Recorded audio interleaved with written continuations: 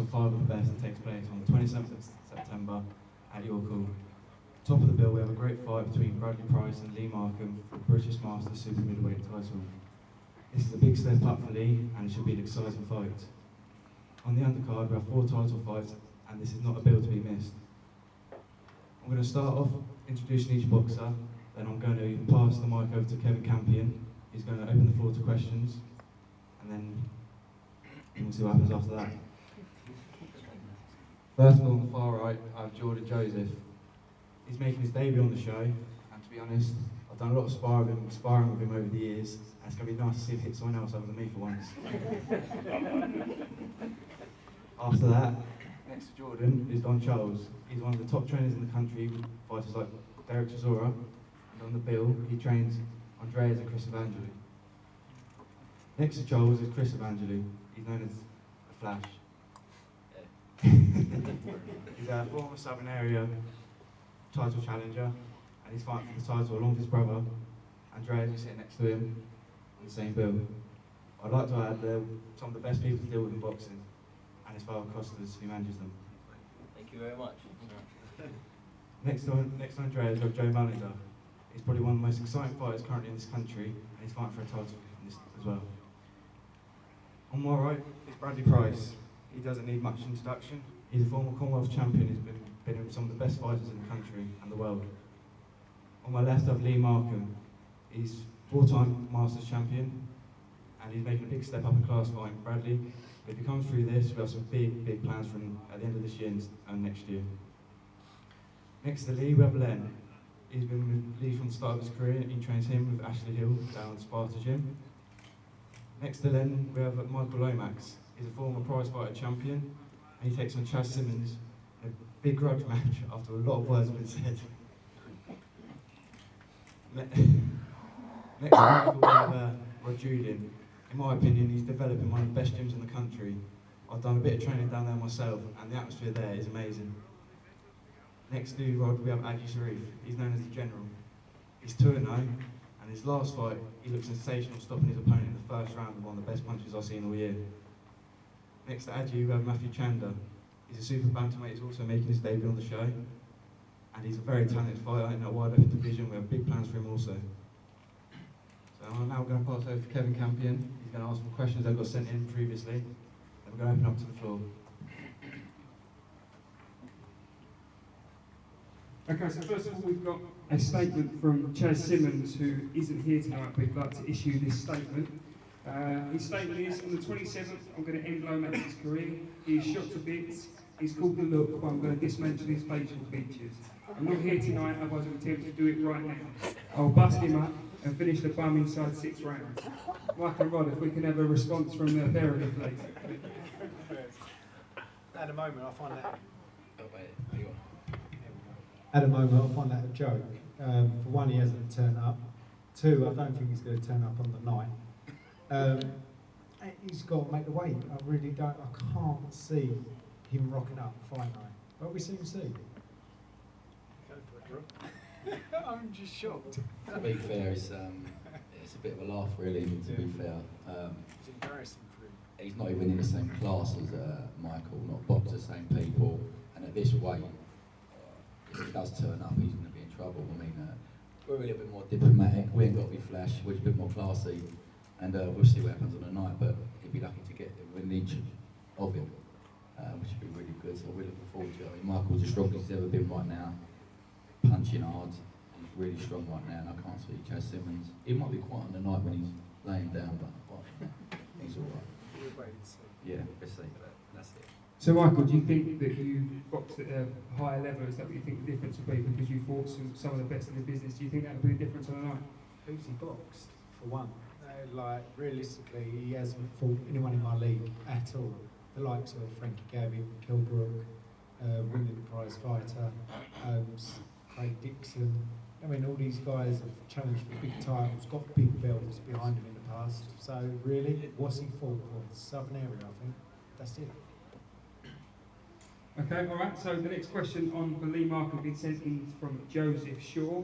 How's the preparation gone for your fight against Bryce? Pass up to Lee. Yes, it's gone really well. I train hard as always.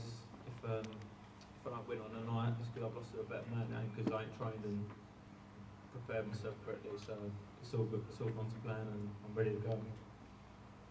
Okay, so straight on to Bradley Price then, one from Terry Smith in Gloucester.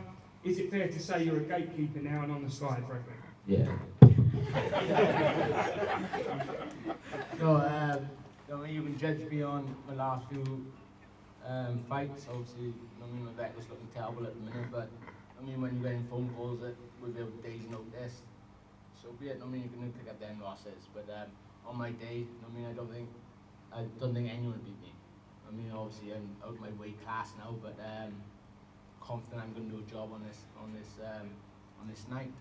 Feeling good, training's going well, and I mean, no, I'm not a gatekeeper, but my record says otherwise. But like I said, give me time, and you'll see the results. Do you think the weight issue's going to be a problem? Do you think it's too big, or are you confident?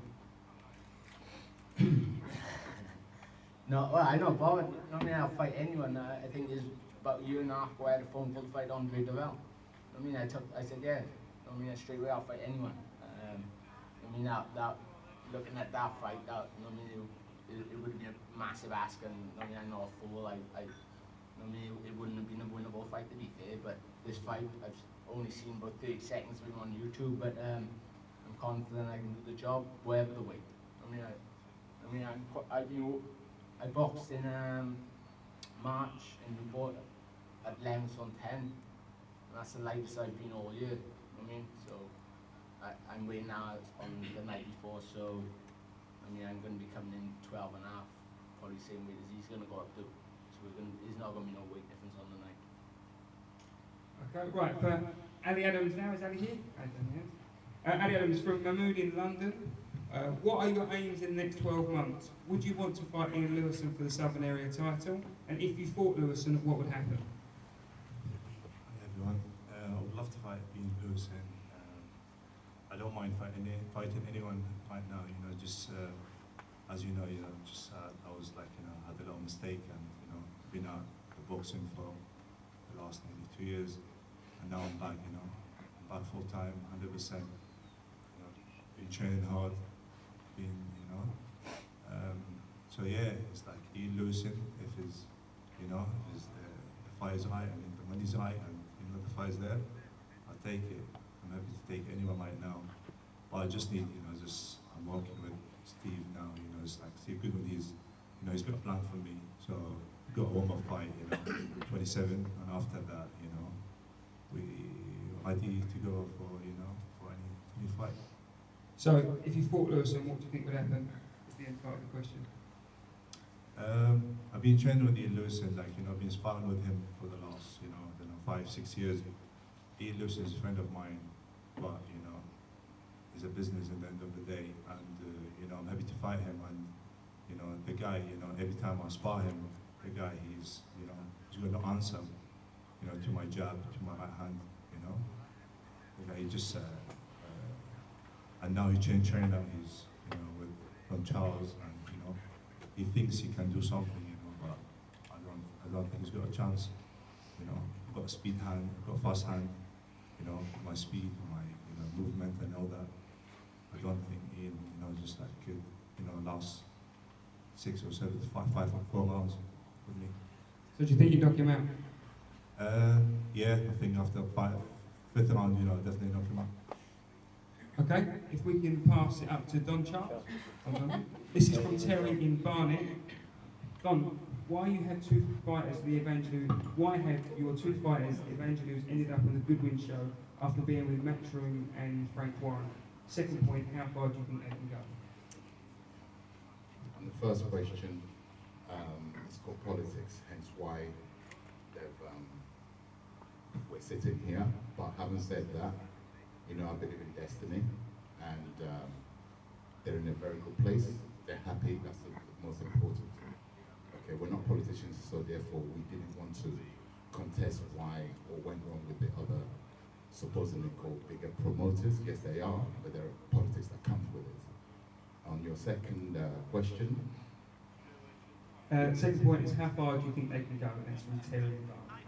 Well, I'm a very ambitious coach, and anybody who finds himself with me and I find myself with them, I always want the best for them, including Mr. Ali Adams, who... Ali, welcome back, by the way, brother. Thank you. All right, nice to see you again. One of the nicest people I've ever met in my life, Ali Adams, and worked with. And even when he was with me, I had big ambitions for him. Sometimes my ambition is bigger than the boxer's ambition. That's my own personal problem. But the evangelists, yeah, I believe they've got what it takes to go all the way. Okay, they're incredible, good human beings. And teaming up with myself, like I said, I'm very ambitious. I'm ambitious trainer, ambitious person, and they match that as well. Their ambition matches mine, so therefore, the sky's the limit. Excellent. So, obviously, in the past on this, is just that, so obviously you've been known as a heavyweight trainer, but I think now you're starting to establish yourself and show people what you can do with the. I think people just thought you was a heavyweight trainer, but obviously you established yourself now as what you are, as one of the best trainers in the country. Yeah, I mean, that's purely because my first encounter as a coach was with namely Derek Chisora, who's a heavyweight. So therefore, people always stereotype me. No, I couldn't listen, boxing is the same fundamental, whether you're a strawweight or you're a heavyweight. So therefore, I can work with any weight. So boxers, anyone who's, it doesn't matter what weight you want to come to my camp. Well, I train all weights, all types of weights, okay? So therefore, that's that basic. I can train anybody. Okay, I think it was proved that in, obviously, the Evangelist last fight had a great performance from both Andreas and Chris. So, yeah, excellent. Okay, on to Chris now. This is from Angela Dexter from Hemel Hempstead. I'm sure we just up the road. You had a quick stoppage in your last fight, Chris. Have you been working on your strength, and do you feel more powerful now you've stepped up to a new weight class? Hi. Do you know what? That's a good question, actually. Basically, the issue I had for a long time, which wasn't addressed until I came to Don Charles, and what Don done with me is he analysed me and he saw that there was something wrong and he couldn't put his finger on it because in training and in sparring I was doing so well, but under the lights and on the night there was something quite not there, and he addressed the situation with my weight and he felt that I was boxing at the wrong weight. I was a light welterweight when I started boxing 12 years ago and I tried to maintain that weight. Now I've got man organs, man bones, man muscles now which weigh a lot more than they did when I was 17. So we moved up to welterweight, and what I'm doing now is I'm not starving myself. I'm not doing 3 months of hard sparring and training and dedicating my life to the sport, and then 3 days before starving myself to make the weight to get into the fight because I was dehydrated. I was in survival mode from the first round. I was always thinking, I'll just ring that bell until the end of the round. Now don't ring that bell because I want to knock this guy out now because I've got the energy to do it.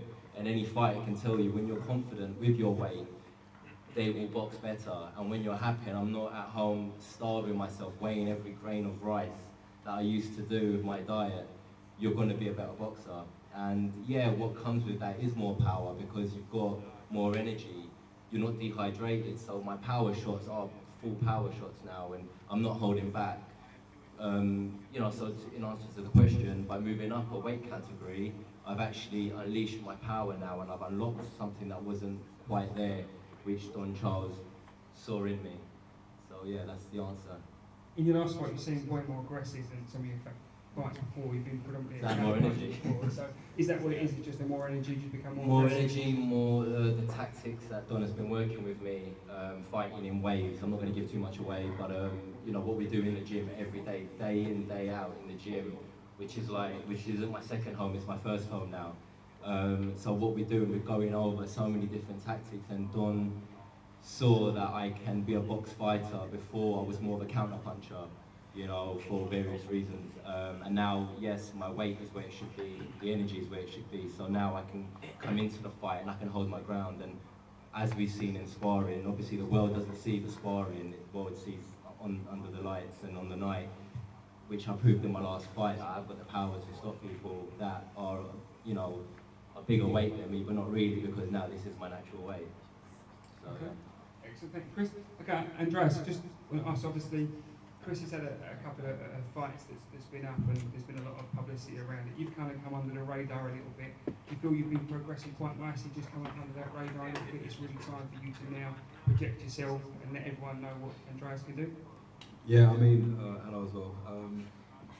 I think my career's, I've had a few upsets in the sense of a couple of times I've actually been to the arena and my opponents haven't been there, haven't turned up, and also once I couldn't fight under the doctor's orders, and that sent me back 3 fights, which in boxing could be 8 months of your career, so I didn't manage to get them fights on, but now I think teaming up with Steve Goodwin as well and his family, I fought very recently, had a good performance, had a good stoppage against a very tough Eastern European guy who didn't look like many people thought I would stop him, but I did. As Don said, I believe everything happens for a reason, and thank you, he's a better talker. Yeah, everything happens for a reason. I do believe in God, and God has teamed us up with Don. God has teamed us up with Steve Goodwin. My dad's still with us, managing us, and everything's gone really good. I can't wait to do 10 rounds. I'm not dreading the thought. I've only done 6 before, thinking, oh, I've got to do another 10. I've got to do a 10 rounder. The energy I've got and the buzz we've got around the gym now. We've got Lopez as well with us. We've got a good team of boxers with us, and we're thriving off each other. And our assistant coach Luke as well. The world's our oyster. We're really, really thriving to just go on, and I think everything's happened for a reason. But 1, 2 fights, 3 fights away, I'll be going for the Southern area English and whatever Don and my dad say. That's what we're going for. So all in good time. Okay, thank you. Okay, back to Joe Mullender. Actually, no, so Joe, this is from Alison George in Brentwood. It says, do you feel that you've improved under Jamie, and do you feel you have more to your game now? Yeah, definitely. I mean, most people know I was one-dimensional, which was to come forward, and people could train for that. And especially with Jamie, we've been working on stuff in the gym and in sparring, good level sparring stuff like with Lee as well. So just trying to improve. I know what I've got to improve on if I want to go forward in my career. I know I've got to do that. Okay, so you mentioned the one dimensional. We've got a bit of a spicy question here, Joe, so apologies. They wouldn't tell us who it was from. It's stated from someone who will beat you in the near future, it says. It says, being one dimensional, do you think you have found your level and you're too limited to move to a higher level? Find out the name and I'll fight him. Is that your answer? I don't care, most people know that I haven't got a big mouth, and I'm not going to sit here and say I want to fight him, but it doesn't bother me. So you say it's actually working, and obviously you said before, you said that you do one dimensional, you're looking to obviously have more to your game now, you feel you can get it, yeah? Yeah, I know in myself I had to improve if I wanted to go forward in my career, and if you can't own up to yourself that you need to improve, then you're not going to go anywhere. So, yeah, find out his name, and we'll crack on. Okay, thank you. Pass it back up to Ali Adams at the end. This is from Tom. It doesn't say who or where from, Ali.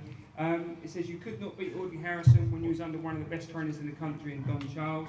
How can we believe you're going to do any better now? That's a bit spicy as well. Well, basically, you know, just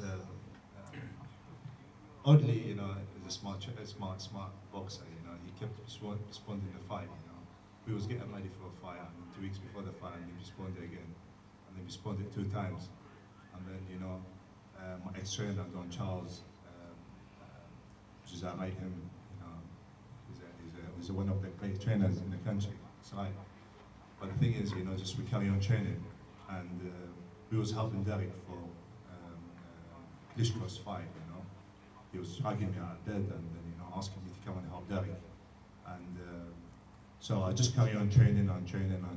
So I left it all in the gym. So I kind of, you know, benchmark, like I kind of, you know, like I went to the fight, you know, with no energy. So I was overtraining, and you know, I was feeling like weak. I was telling Don, I was talking to him, I was talking to everyone, like, you know, in my team, you know, just like telling them I was feeling like really weak and stuff. Went to the doctors, you know, went to private doctors, you know, checked my blood, checked everything. Apparently, you know, just I was overtrained, I was really fatigued, and the staff they found in my system, this is one of the reasons, you know, he was making me feel weak. So that's the reason, you know. There's, I don't believe Audley could beat me that night, but everything, you know, happened for a reason, and you know, it happened, you know. And the punch I got from Audley, he stopped me with, I've been getting that all day long, you know, from sparring. Like, you know, I was hitting it and Donch, I think he can prove that, you know. Like when I spar with Derek, you know, I always spar with no head guard, and I spar with, you know, like my hands down, you know, my style, my hands down and all that. So I get all the punches in my chin. That punch what only got me with, that could never affect me, but, you know, the reason I got stopped because I was overtrained and, you know, some stuff was in my system, wasn't like, you know, giving me the stamina or the energy. And so yeah, now, you know, just it's completely different, you know. I took a break for 2 years, you know. I've been, you know, looking after myself, been eating right, I've been training right, and, you know, been looking after myself like in a professional way, you know. I saw like a professional nutritioner who, you know, showing me the right thing, the right food, the right stuff, what to take, what to do, and I've been around, you know. So I traveled around and I saw a lot of experienced people in this business, and they helped me a lot. So now I'm completely different, you know, and coming back, training and stuff, and yeah, so I've been sparring with Anthony Joshua for the last 2 weeks, you know, proving a lot. I feel like, you know, my stamina, my energy, you know, is getting really, it's getting up there, and, you know, I feel great, and I feel strong, I'm young, I'm fit, I'm healthy, so I'm ready to go. Just, you know, everybody, you know, make mistakes, so I made a mistake in the past, and, you know, with all this fight and before that and stuff, but now, no more mistakes, so what are you going to see? Just about moving forward now, Ali, so some great sparring you've had as well. So back to Bradley, we've got one from Tom in Dorset. Do you actually truly believe you have any chance of beating Lee Markham? I'm sure I can guess the response to this. No. Yeah, of course I do. I mean, well, I haven't seen him box. I mean, I heard he comes forward, and that'll suit me. I mean, I don't want to be chasing anyone on the ring like I was chasing Frank Gavin. But I mean, with no, like I said, with no dish, I mean, you're going to see a good performance from me. I mean, it's not my weight, to be fair. I'll be swiftly moving back down the light middle, but at this minute in time, I mean, I feel strong at this weight, and I'm confident I'm going to win on the night. It's going to be a good fight. I mean, I promise you that. It's going to be a good, exciting fight. I mean, I'm coming to win. I'm not there to lose on points. Everyone seems to think, going with me at the minute, thinking if I can stop him, it looks good on me. But I mean, I remember I used to say when I boxed Peter Buckley, it'd be good if I can stop him. I stopped him in a round. But so I think everyone's looking at me as a journeyman at the minute. But obviously, I'm going to turn that around on this fight, and people are going to see a good improvement and a winning performance. Okay, so back to Rod Julian. We've got one from Paul Ratley in Chingford.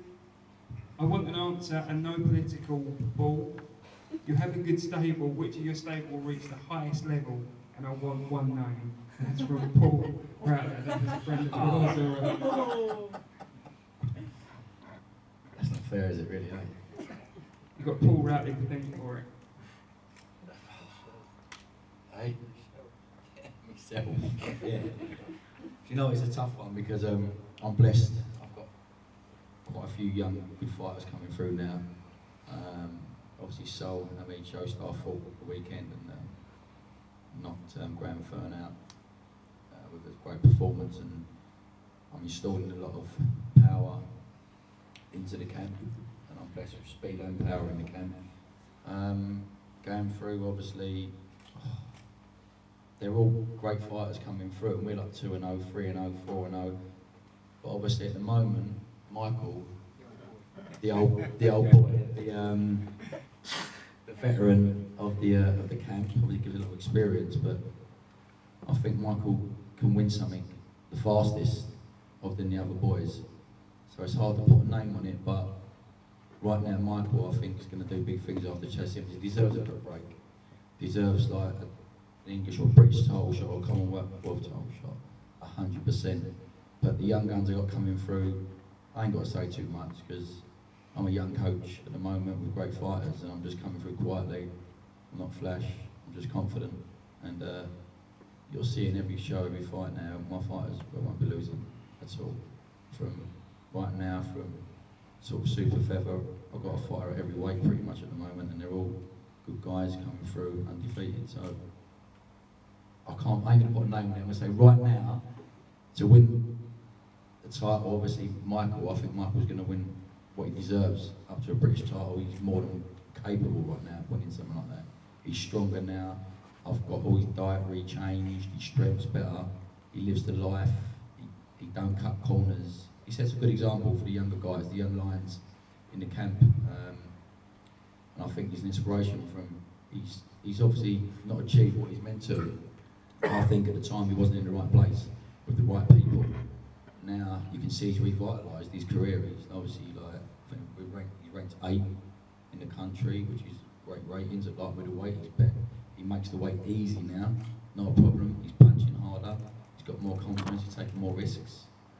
So right now, even though we've got the likes of obviously Sahal, Mustard, Mike Peart, was a great potential. We've got quite a few coming through at the moment. We've got a new guy. He's making his English debut on the 11th of October. Jamali, the boss Tazak. He's a character and a half, and he's got a lot of power. And I think he's going to cause a storm. And whatever he hits, he's going to hurt. He's full of it, but I'm trying to make him humble. I like all the camps to be humble. Don't really like flash guys. But Michael is definitely going to win something and finish his career on a high. Preferably a Commonwealth title would be great. And if something big comes up, we'll take it. So that's all I can say to you. All right, thank you. Right, now for Jordan Joseph. This is from Dennis in Dunstable. Jordan's going to send. Okay, Jordan, so while the mic's coming down, I'll tell you the question. So from Dennis in Dunstable says, I remember speaking with Steve about you some time ago when you were sparring his son, Josh, the promoter, for this show, who is also sitting on the table. What made you turn pro after so few fights as an amateur, and do you think you're ready? Yes, I think I'm ready. I grew up in the pro game. I've always been in a professional gym, sparring pros. When I started boxing as a kid, I did it to be a pro. My mind wasn't really in the amateur game, so I just wanted to be a pro. I think I'm ready for it now. So I turned over. I'm happy to be with Goodwin Promotions. Yeah, definitely ready. Did you get the better of Josh during the sparring sessions? We'll keep that behind closed doors. Okay, thank you, Jordan. Okay, Eji Sharif, the mic going down the other end. This is for Kamal Salim. This is coming off that first round KO win last time. What is your game plan going into the fight with Mitch Mitchell, who seems a well-rounded boxer? Do you think it'll be another early night? Main thing is just to go in there and just stick to the game plan and go for a win. I never go there looking for a knockout, but I've got the power, so if I see an opening, I'm going to take it. If I get a chance to clean him up quick as I can, but like I said, a win's a win for me, so that's what I'm going to go for. Okay, thank you, Eji. One for Ashley. Ashley's not here this evening, so we'll leave that one. Back to Joe. Oh no, we've done that one, Joe. Lee Markham. This is from Freddie Watson in London. I am a bully-only fan. Your team have been screaming out for the fight. Do you really want it, knowing that you'll get knocked out if Price does not do it first? Yeah, of course I want it, but I'm not looking past Bradley Price. I've got a lot of respect for him, and I think he causes just as much, if not more, threat than Frank Buglioni. I'm not going to bad mouth him in front of everyone. You know, like I say, I'm just looking forward to this fight, but of course that's a fight I want down the line, definitely. Okay, all right, thank you, Lee. Michael and Rod again, going back to one for the two of you. Either one can answer this. Is this the last roll of the dice for Michael? There's no name on this one, it's just a... Yeah, definitely, because 2 days before the fight, I'll be 36. So for what I've achieved through my career so far, I've been doing this, 28 years now, amateur pro, 134 amateur and pro fights, 22 losses. Come on, talk for itself. So all about now is about get as much silverware behind me and leave something behind so I can bring on the guys in the gym and everything else. Okay, thank you. Right, one for the two debutants, Matthew Chandler and Jordan Joseph, that are at either end of the table, so it'll be a bit difficult. So, it says you're both making your debuts. How hard is it to sell tickets, as I know you need to? It's been okay for the first one, to be honest. I did think it would be harder than it actually was, or is. But I suppose it gets harder as it goes on. Then again, you do get more attention and more fans. So I don't know. It's been Yeah, it's been okay. Yes, I haven't found it that hard to be honest. I don't think people realise sometimes how hard it can be when you obviously turn pro and selling tickets, and it's important to get out there, isn't there, and obviously get as many people as possible. But you're saying that obviously people supported you. Yeah, well definitely. for this and Yeah, I mean, my wife and my coach Steve really have been just aiming to train really, and everyone making the phone call. So I'm really saying it's easy and everyone's doing it. So but yeah, I'm just really focusing on training and stuff, and Steve and my missus are really the ones taking that pressure off me, to be honest. Okay, we'll keep hold of the mic for a sec. We'll come down to you for that in a second, Jordan. There's been one question coming for you, Matthew, from Freddie Watson in London. It says, bantamweight, super bantamweight is a division you can make great strides in very quickly. What do you envision your plans to be over the next 12 to 24 months? First of all, having some fun, getting out there and getting fights. I don't know. It depends. It depends on I think how I perform with these fighters who the Goodwin's give me and stuff. But I think, what do I envision? I envision great things. I'm excited for I bring intensity to the ring, and I think if anyone knows me in the amateurs, yeah, I do have a fight. I do have a scrap. So yeah, I'm 6-0 at Yorkville, and 27th hope to make it 7-0. And yeah, that's all. Right, my friend, if you can just send the mic down here for Jordan, we'll get Jordan just to answer that last question about how hard it is to sell tickets being at Davidson. So yeah, same question to you, and just so you missed it, Jordan. You're both making debuts. How hard is it to sell tickets as a main event? It can be hard, but I've got some good supporters behind me that support me well, buying tickets, so it's been alright so far. Good. Okay, well, that's all the questions we had sent in from Facebook, Twitter, etc. Is there any questions in the room that anyone would like to ask at all? Yeah. Evolution Boxing? Boxing Evolution. Boxing Evolution, sorry. Thank you. All right, my first question goes to the Evangeli brothers. You always seem to be fighting on the same shows together. Do you feel that that might either steal your individual limelight a little bit, or does it improve the experience for both of you? And that's to both of you. Sure. Well, you're still in my limelight, no joke. You know what? Obviously, when you're like the Klitschko's, for example, there's two of them, so they share the kind of the prestigiousness of being one ultimate unified fighter. But you know, I wouldn't have it any other way, to be honest. My brother and myself, we live together, we train, we eat, we sleep. Do the housework. Sleep together. Really? Sure. But basically, we live the life of boxers, and I wouldn't care who it's with, as long as my brother's healthy and happy, in the ring, out the ring, together. We're doing it together, and that's it. I don't really care. I don't care the limelight I get or he gets, whatever. We like to fight on the same night. We motivate each other. We support each other. It's a lot more nerve-wracking when both of us are fighting on the same bill, because I'm more worried about his fight, and I'm sure he's more worried about my fight, I think. But yeah, so yeah, there are pros and cons, but I love it. I love having my brother there with me, you know? Joyce, do you wanna? Yeah, just basically what he said, but as well, it is a lot more pressure, especially for our family as well. They've got to sit through one fight, and then they've got to sit through another fight, and now this one's a title fight's coming up, so they've got 20 rounds of boxing potentially to go through. But we enjoy it, and it's a good experience to be boxing with my brother as well. And as I said, we've got the 2 title fights coming up, and the mission won't be accomplished until both of us have gone through the ring and both of us get our titles. And so, yeah, it's good. It's a good thing. How do you sort out who sells what tickets? You must have the same mutual friends and stuff like that. Well, when it comes to every ticket sales, you get commission, we just split it 50-50, but I'm the one who's in the office who does all of the hard work. I'm the one with more fans on Twitter, Instagram and Facebook, right? Yeah, right. I'm basically selling him, basically. Oh, we love it. No, we help each other out in that respect as well, whereas we know the same people. Listen, I'll be completely honest, my brother does all the business side of things. He just gives me a certain amount of tickets and he says go and sell it. He checks up on me every few days. It gets annoying, but I love him. But going into that question actually about selling tickets as a pro, it is so important to sell tickets as a professional. If you are supporting a boxer, buy a ticket, for goodness sake. It's like 35 quid. And don't call up on the day of the fight, because we're preparing to, you know, for our battle. Get it a few weeks before, but yeah, it is very important. But my brother does the business side. I sort of do the showman side of things. A few little pretty pictures on Facebook and that. But yeah, so that's how we do it, really. Okay, As you can see, he wore the suit, I wore just a tracksuit. Okay, thank you guys, cheers. My next question is to Aji, the General Sharif. You're right, Aji? Where's your microphone?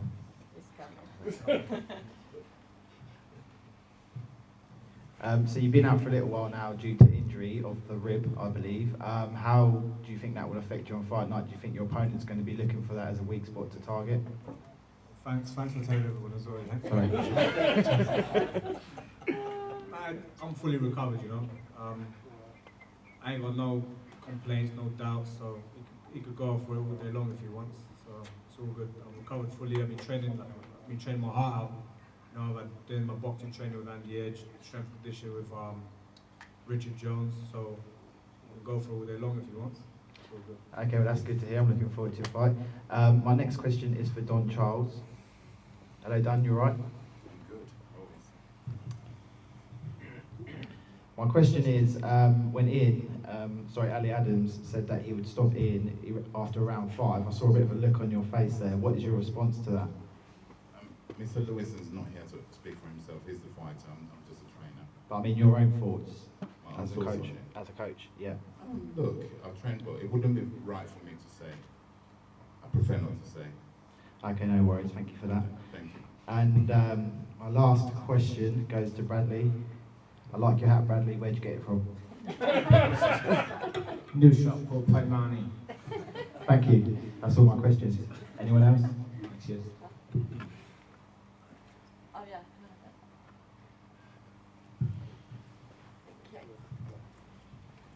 My question's for Don. I just want to know your predictions on the Fury Chisora. Sorry, can you repeat that? Yeah, I just want to know your prediction on the Fury Chisora fight. Obviously, to say my man's Chisora is going to win, and there's a lot of reasons behind that. I'm embarrassed that I sit here to concede that Mr. Fury holds the victory over us. Stranger things have happened, but this time we're going to erase that, or equalize, should I say, that first defeat. We will be victorious on the 22nd, provided the fight happens. I believe it will. It's been rescheduled, and provided it happens, I believe we will be victorious. Thank you. Anyone else?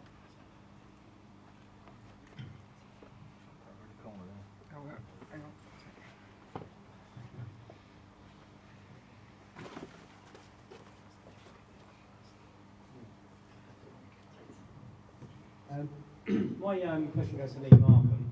I'm not going to lie, I don't know too much about yourself, but what I've liked today is that you're very respectful of your opponents. There's no bad mouthing. You basically said, going to do it in the ring, which I respect. But do you feel that when some boxers, like that remark you said, well, you didn't say it, but that was, remark earlier, do you feel that's wrong in boxing? I don't think it's wrong because it sells fights and gets people interested, and especially not boxing fans, but there's a bit of trash talking and stuff like that going on. It sells the fight, but it's just not in me personally to bad talk anyone. I'm a pretty laid back person, and I don't really get upset or little feelings. I like the fight, I like getting in there, and that's just me personally. But I think if everyone's like me, it'd be pretty boring and no one would be interested. But I think it's a good thing that people, get emotionally involved and there's trash talk and stuff. But that's just not the sort of person I am. Thank you. Thanks. Okay, so there's no more questions. We'll just have it to Josh just to end it. And I'd like to thank everyone for coming, and if you haven't got a ticket already for the 27th, come and buy one.